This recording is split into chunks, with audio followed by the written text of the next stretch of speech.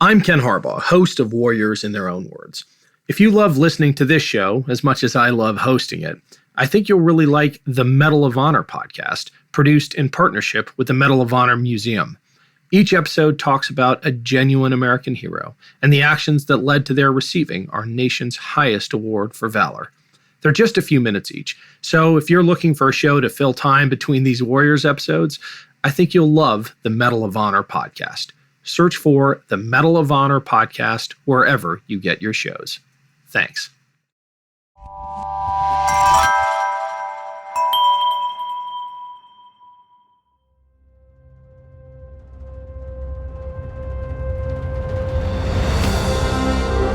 I'm Ken Harbaugh, host of Warriors in Their Own Words. In partnership with the Honor Project, we've brought this podcast back at a time when our nation needs these stories more than ever. Warriors in Their Own Words is our attempt to present an unvarnished, unsanitized truth of what we have asked of those who defend this nation. Thank you for listening, and by doing so, honoring those who have served. Today, in the first of a two-part episode, we'll hear from Brigadier General Robin Olds. Olds is a triple ace fighter pilot who shot down 17 enemy aircraft during World War II and Vietnam. By the time he retired, Olds had won the Air Force Cross, the Distinguished Service Medal, the French Croix de Guerre, and the British Distinguished Flying Cross. Well, my name is Robin Olds. I was a fighter pilot, 30 years, or a little more. And I retired in 1973 as a brigadier general, baby general.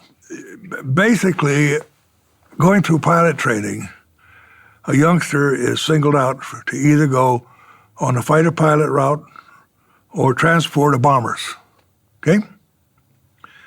I've often asked the training command people, how do you tell? And for as many questions as you ask, there are as many answers. But it's the same thing for any of you.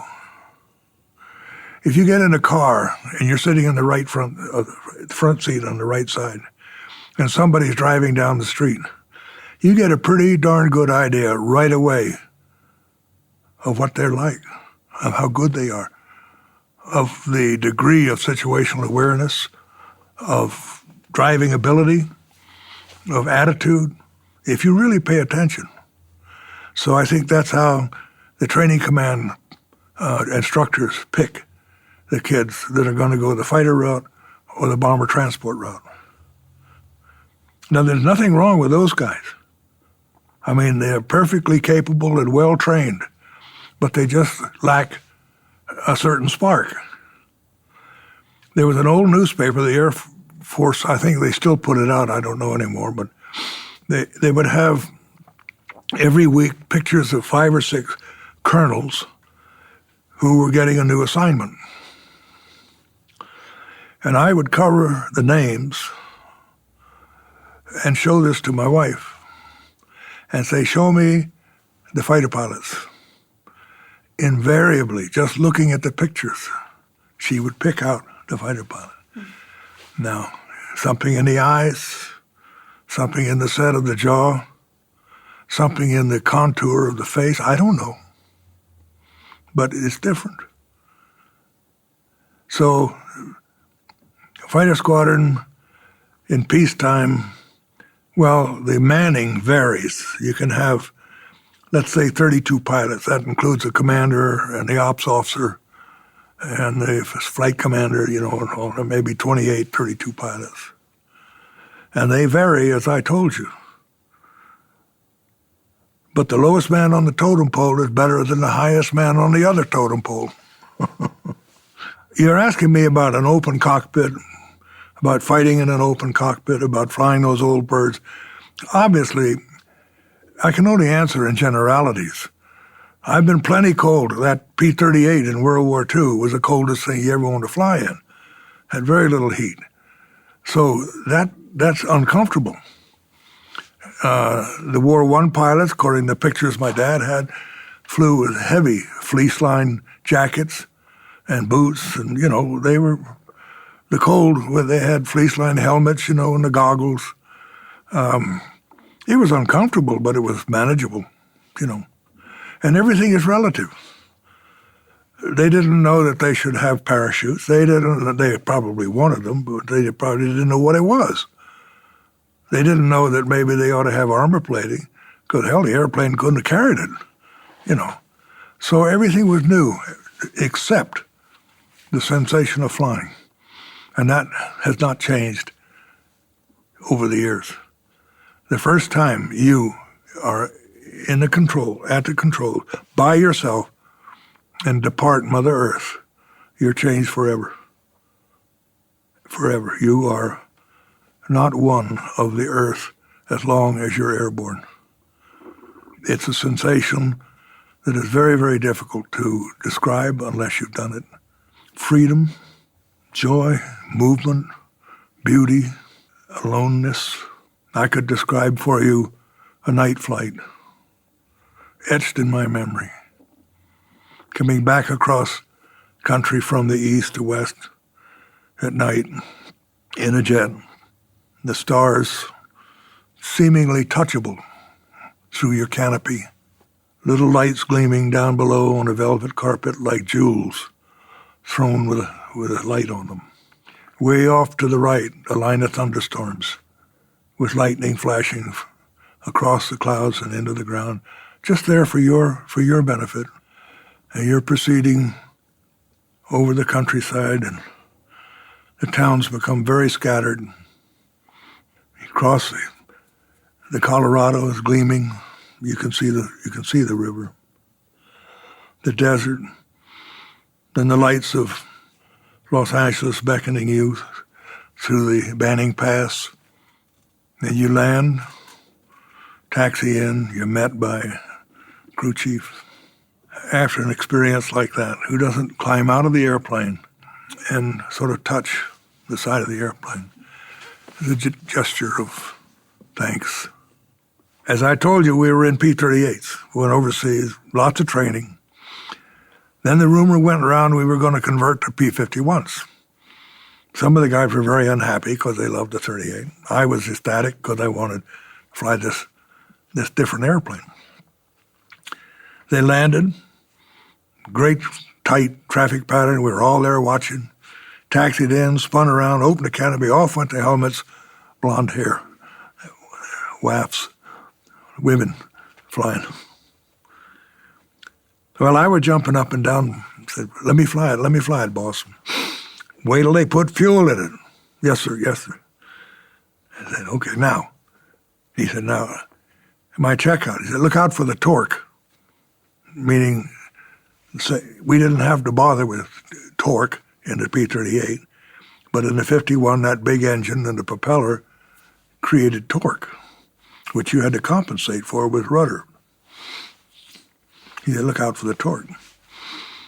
So I went to the bird, jumped in, crew chief showed me how to start it, and away I went for a very short, couple of landings.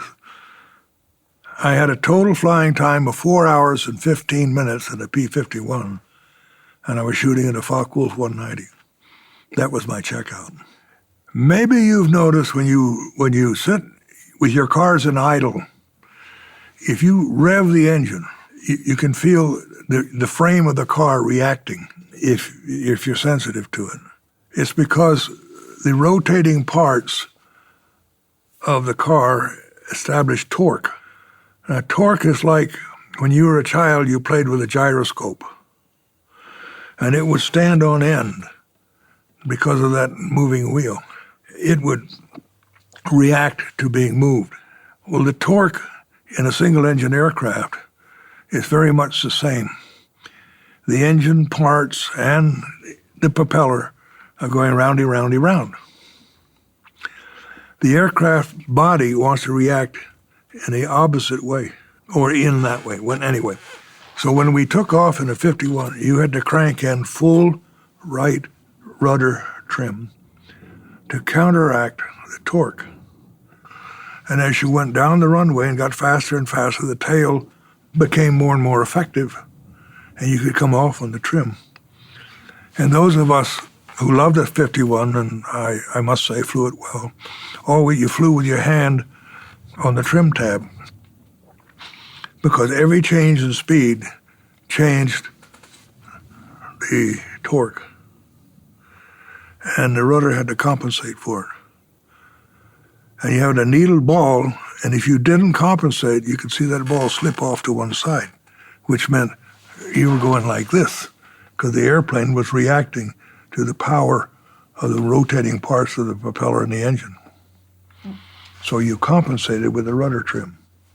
Getting into the cockpit, let's say, of a P-38 was a very difficult task, only done by young men or an old man with a forklift. When you had to use a dinghy, wear a dinghy, backpack, for me, the 38 cockpit was very cramped. I was young, didn't notice it at the time. It was cold, but the engines, you asked about engine noises. Those engines were smooth. They had a turbo supercharger, and they purred. No crackle pop. You climbed into a P-51, the cockpit was far more comfortable. Heating system, excellent. You started that engine, the prop would turn over if you did it properly, maybe 3 or 4 times. And all of a sudden, bang, crackle, pop, cough, boom, cloud of smoke, and it would settle into idle, but very noisily, because those 12 stacks were right in front of you on either side of the cowling, and nothing to interfere with the noise of the exhaust. It was a wonderful sound. Have you heard it? Probably how unique a P-51 sounds at an air show. It still sends shivers into my tummy to hear it.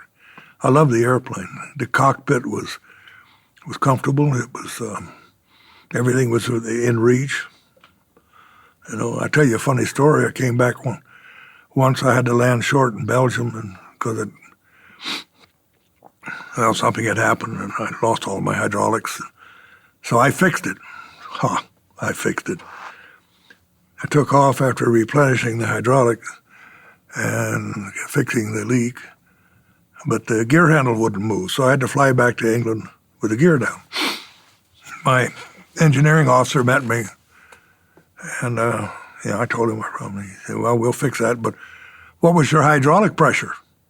My hydraulic pressure? He said, "Yeah, you know." I said, "Well, no, I didn't have any." He said, "What did the gauge say?" I said, "Gauge? Where is it?" He said, "It's that one down between." He said, "Oh, is that what that is?" Oh, boy. The second fight I was ever in, we had a new group commander named Hub Zemke, famous man, wonderful man, great leader. Took the place of our old group commander who was shot down. He was leading us on what we called a sweep. That meant he had 3 squadrons of, I think, 4 flights each. That's 24 airplanes per squadron. Spread out, line abreast,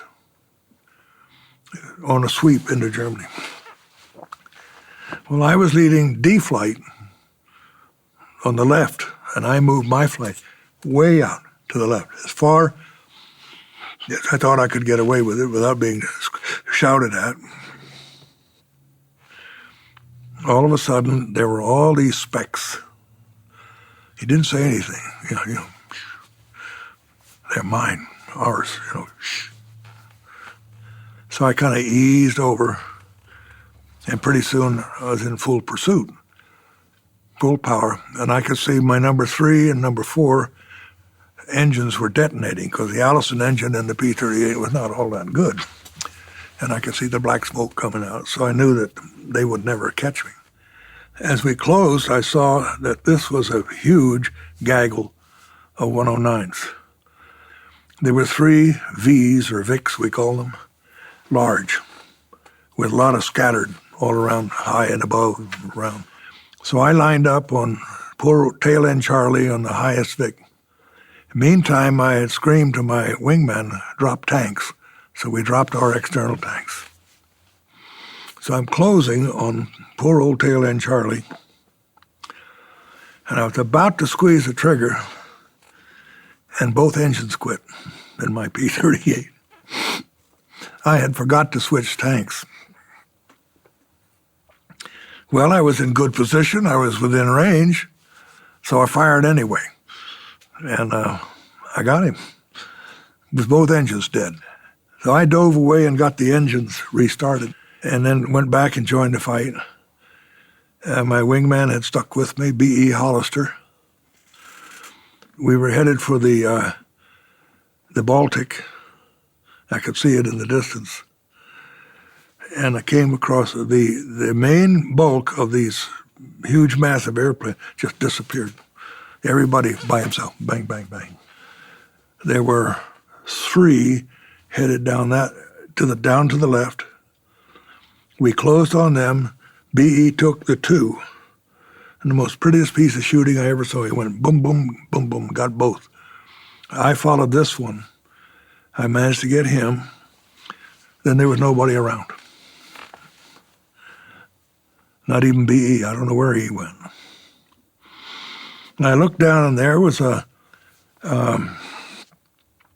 P-51 way down below me, chasing a 109 with another 109 on his tail. So without thinking, I rolled that 38 over and dove. You do not do that with a P-38. It hits compressibility. We didn't know what it was in those days.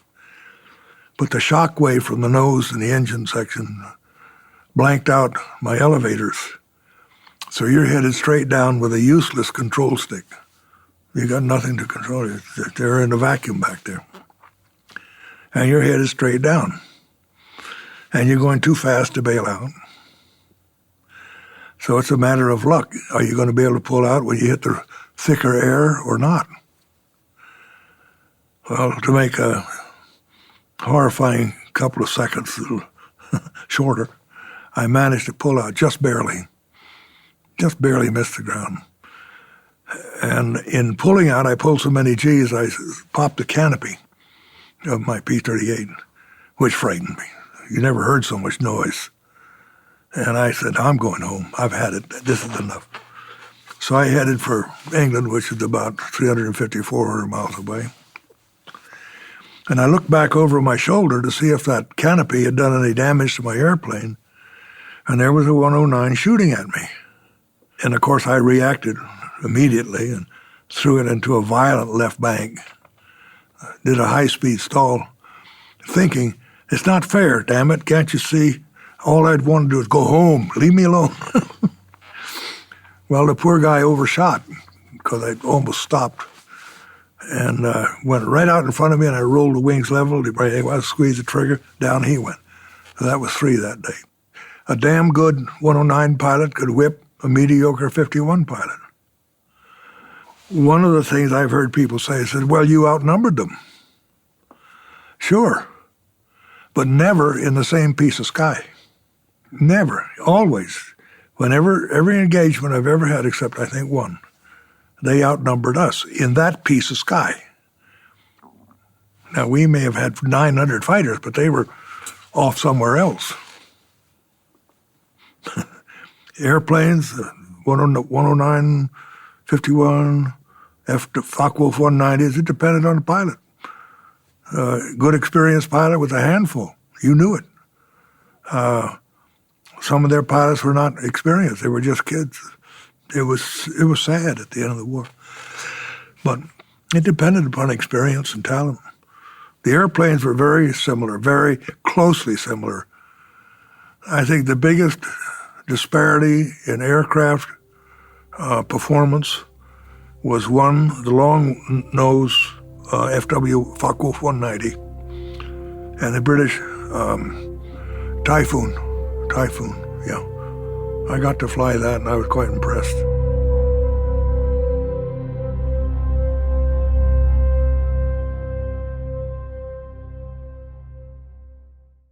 With the busy fall season already in swing, you might be looking for wholesome, convenient meals for jam-packed days. Factor, America's #1 ready-to-eat meal kit, can help you fuel up fast with chef-prepared, dietitian-approved, ready-to-eat meals delivered straight to your door.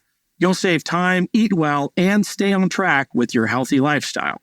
Level up with Gourmet Plus options, prepared to perfection by chefs and ready to eat in record time. Treat yourself to upscale meals with premium ingredients like broccolini, leeks, truffle butter, and asparagus.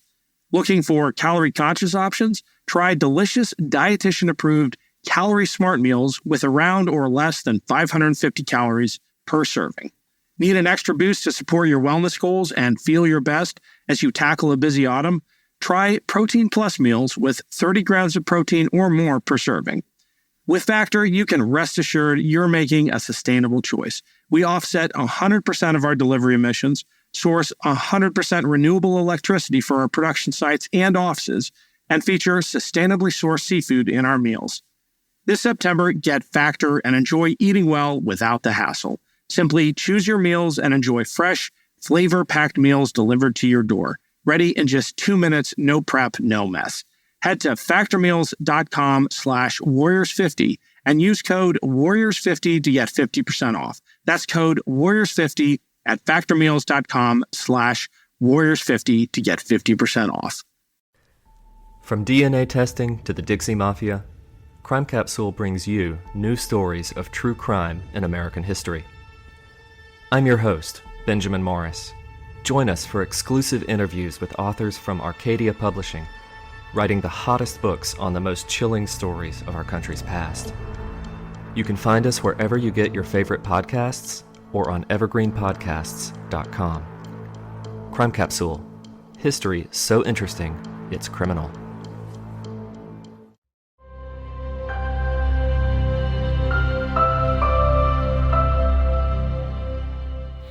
I was stationed in Germany, and would take my dinner at the old officers' club most evenings.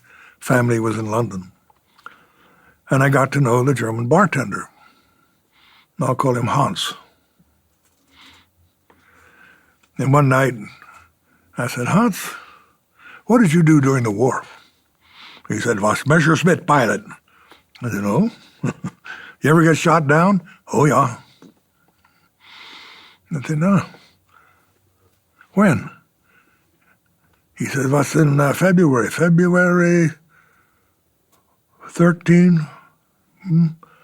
1945. I said, Hans, were you in a squadron that was proceeding along a frontal loft and headed for the bombers, and you got hit by a bunch of red-tailed Mustangs? Oh, yeah. And I just thought, this can't be true. I said, did you pop a panel in your chute when you bailed out? Yeah. I thought, my God. I said, you want to see a picture of yourself? I shot him down and had gun camera film to prove it. And I came around with the guns off, switches off, and took a picture of him hanging in his chute. Isn't that something? Oh, he didn't wave. That made me sad. But he said, you come around at me, I think you're going to shoot me. I said, no, I'm just angry because you didn't wave at me. We had encountered the German jets frequently with very little success because of their speed. I think Hitler was an absolute idiot in misusing them, but that's another subject. So we knew, all of us knew, that the jets now existed. I was very happily commanding my squadron at the end of the war in Europe, and we sat around. We were given P-47s because we were slated to go to the Pacific if needed. We had a wonderful summer, doing nothing but flying, raising hell, chasing the girls. And suddenly a wire arrived at the base. The Major Olds will report to the commanding general at the nearest port of aerial debarkation immediately. I thought, boy, somebody really needs old Robin, you know. Well, I arrived at the aerial port of debarkation, which happened to be Fort Hamilton in Brooklyn. And I walked into this office, and there was a lieutenant behind the counter. And I showed him a copy of this telegram. I said, "Here I am." He said, "Who are you?" I said, He said, "Those aren't proper orders." I'm getting a little irate now. I said, "Well, they got me here. What are you going to do? What does the general want me to do?" He said, "We don't have a general." So now I'm really getting incensed. And a lieutenant colonel walked out from behind a petition. What's going on? He started chewing on me. Well, we didn't exactly shout, but I said, "This is what brought me here." He said, "Those aren't proper orders." I said, "Well, call the general. Call whoever originated this message." "Well, we can't do that." I said, "Okay, what are you going to do with me?" He said, "You got 45 days of R&R, rest and recuperation, coming, or 40 days, something like that. I said, "Oh, what's that?" He told me. I said, "Where can I go?" He said, "Anywhere you like." I said, "Send me to California. That's as far from this damn place as I can think of." So back I went to California, where I trained in 38s. I had an aunt and uncle who lived in here in Van Nuys, and I had a stepmother whom I adored, who lived in a cottage at the Beverly Hills Hotel. So as a young major, I was set up, I'll tell you, it was wonderful. Parties on the one hand, and quiet on the other, and bought an old Buick. I was having a wonderful time. At a party, I ran into a Colonel K.O. Desert, who'd been a West Point graduate, lacrosse player, so I knew him as an underclassman. And I introduced myself, and he said, "Oh, yes." And I told him my sad story. Well, he happened to be in command of the replacement depot at Santa Ana. He said, "Give me a copy of that wire," which I had in my pocket. And I said, "Yes, sir." "Where can I get hold of you?" I told him. He called the next day, and I could hear the chuckle in his voice. He said, "Are you ready?" And I said, "Yes, sir." He said, "This was the end of September." He said, "On the 1st of September, you were supposed to report it to West Point to work as an assistant football coach for Colonel Red Blake, who was a football coach." And I thought, oh, no. Oh, no. He said, "Get down here. We'll cut you some proper orders." And so I drove down, said goodbye, and drove down, and I'm on my way. I got to West Point in 3 days, found a temporary place to live in the visiting officers' quarters, right next to their old officers' mess. So the next morning I was walking with 50 yards between the building to have some breakfast. And this colonel came out of the building. He was tall. He was skinny. He was immaculate. His hat looked like it had a stove lid in it.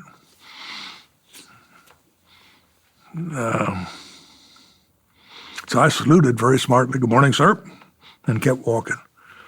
And this voice screamed, "You man, halt!" I hadn't been spoken to like that since I was a plebe at West Point. And I turned around and stood sort of at half attention because I wasn't too happy with this situation. And he said, "What's your name? Are you stationed here? Who do you work for?" Well, I thought, 1, 2, 3. "Sir, yes, I'm stationed here." "Well, that's the most disreputable, disgraceful uniform I have ever seen," said he, looking at me from head to toe and back. He said, "That hat." Well, it's like that all of us wore our hats. It took 50 missions to get it to look like that. He said, "That collar is frayed." "Yes, sir." "That necktie is non-regulation." Well, heck, I bought it on Bond Street. I liked it, And he said, you got spots on your blouse? And those pants look like they've never been pressed. He was right. We didn't have tailors, dry cleaning establishments. We washed our clothes in 100-octane gasoline. He said, and those shoes, what are those things on your feet? Well, they were Wellingtons, and I'd bought those on Bond Street in London, and I was very proud of them. He said, you will report to me, and he told me his office. He was the base adjutant. At 4 o'clock this afternoon, properly dressed. Yes, sir. So I spent the rest of the day buying new uniform. And, I thought, he's right. Here I am at West Point. This is the way they do things. Don't fight the system. And he was right on almost every count on my uniform, So I reported in properly attired and then went to work for Colonel Red Blake as about the 18th assistant football coach, for which I was qualified like a mountain climber. I was not qualified to be a football coach. I'd been a football player, but coaching was not my bag. So mostly I flew scouting trips and recruited. Lots of good flying, lots of fun. But I was just wasting, marking time. So at the end of football season, I went into this old colonel's office, saluted smartly, and said, "Sir, I'm ready for my next assignment." And he looked at me as though I were crazy. He said, "You're going to be here for 4 years." "Yes, sir." I left the office and thinking to myself, like hell. So I got in my car, I drove to Washington, went into the Pentagon, and very luckily ran into a man I knew who was in personnel. We'd been in the same company together at West Point. He was an upperclassman. I said, "Ham," I told him my story, "I've got to get out of there." He said, "Well, where do you want to go?"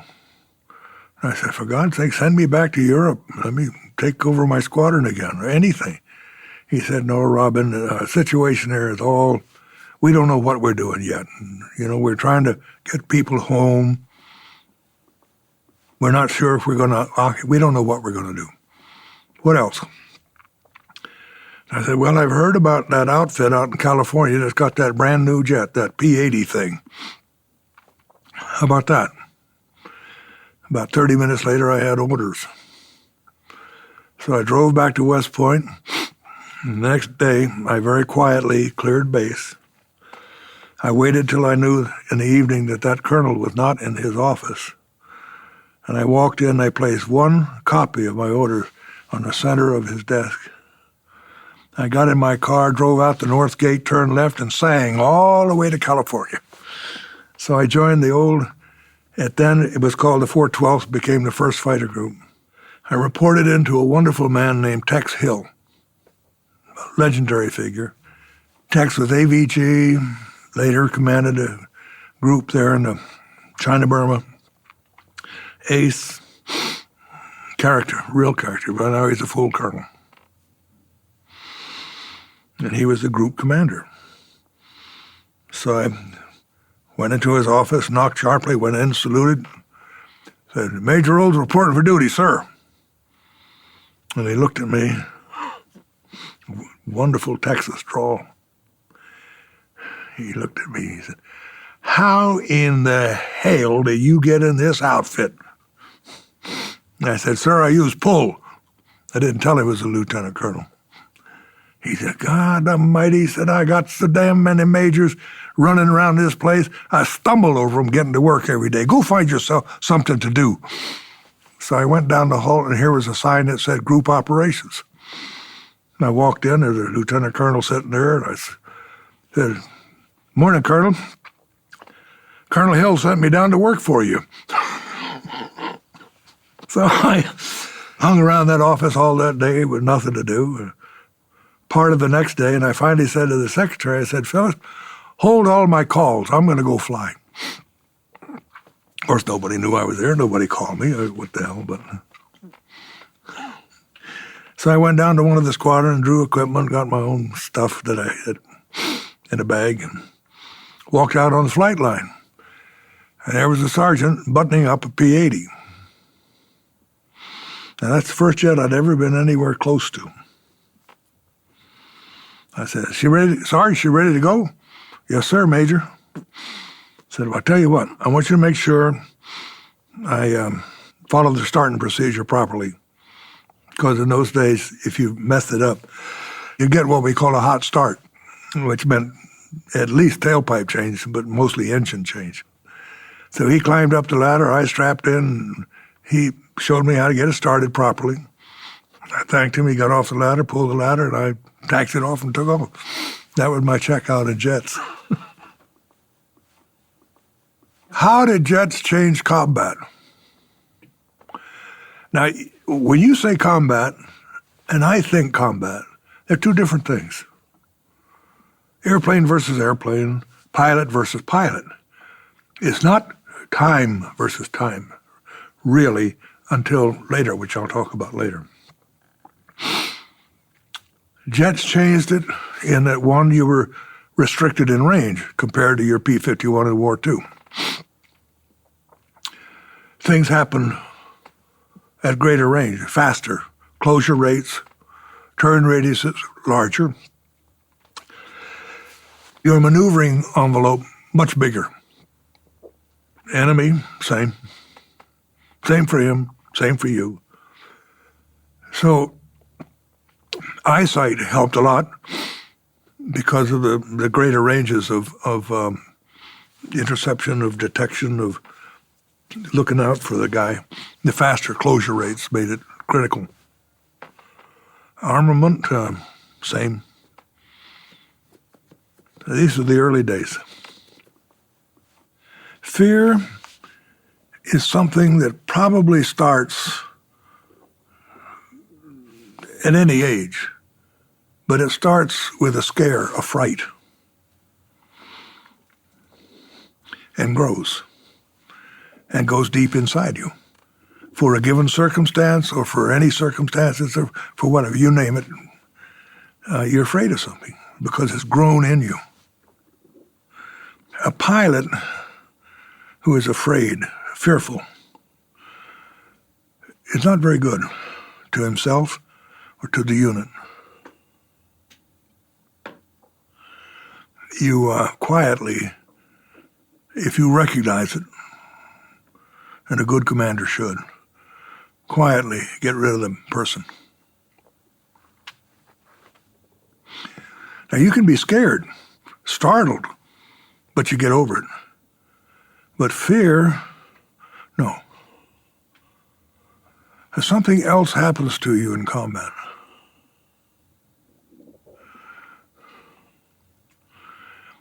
You as a person change mentally.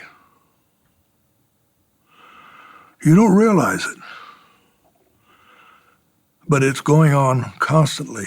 The longer you're there, I could say, the deeper the change. There was a time back in War II when one of my two roommates, Wally Wallace, used to moan and cry in his sleep, call out his wife's name. And I was keeping a journal at the time.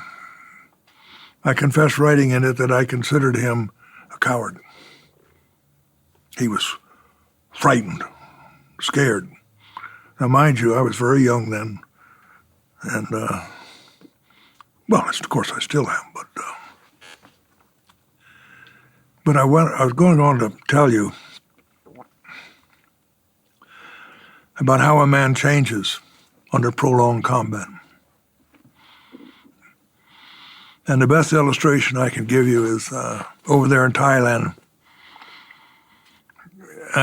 When my younger pilots finished their 100 missions, to the extent that I could do it for all of them, I would have them in the office, in a one-on-one, thank them for their contribution, tell them how wonderful it was to know them, to work with them, assure them that we'd be seeing each other over the years in the future. And then I'd say, but I have some advice for you.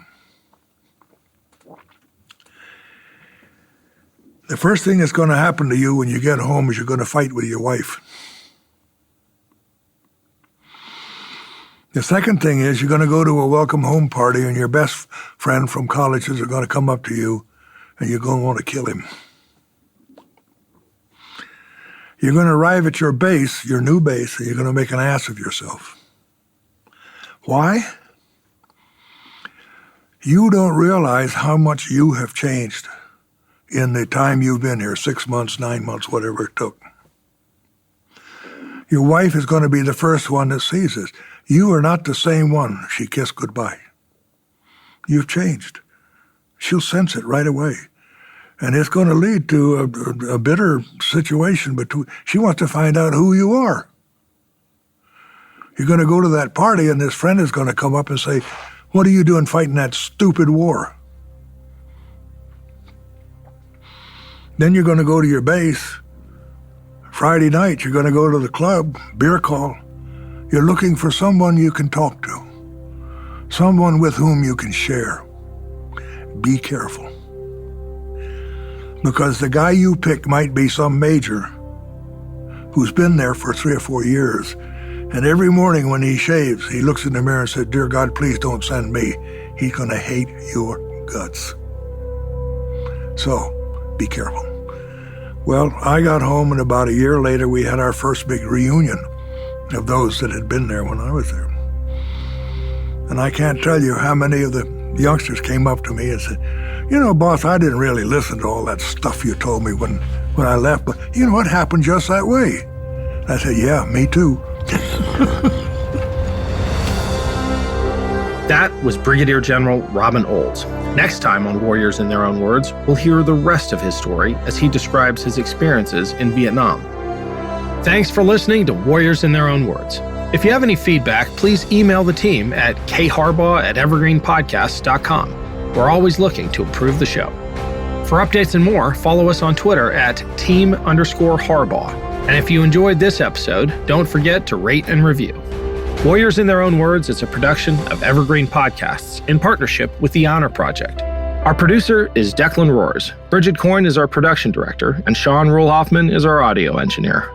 Special thanks to Evergreen executive producers Joan Andrews, Michael DeAloia, and David Moss. I'm Ken Harbaugh, and this is Warriors in Their Own Words.